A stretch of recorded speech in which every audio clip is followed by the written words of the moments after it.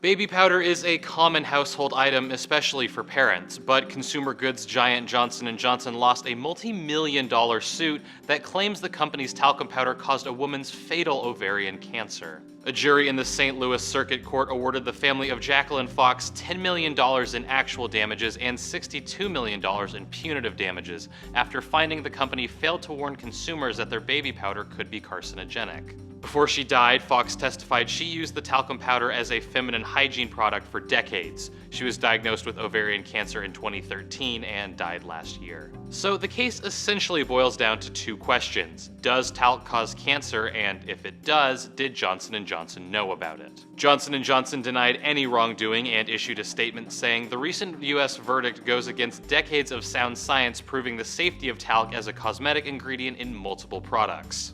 But the science isn't exactly definitive. A National Cancer Institute study said there was little support that linked talc to all types of ovarian cancer, but added perennial talc use may modestly increase the risk of invasive serous ovarian cancer. The International Agency for Research on Cancer took it a step further and classified perennial talc use as possibly carcinogenic.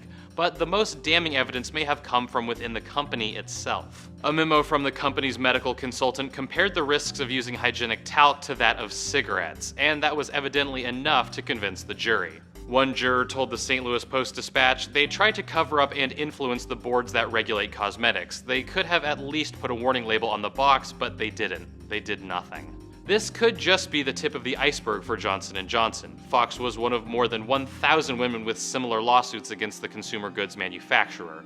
The company is expected to appeal the ruling. For Newsy, I'm Grant Sunison.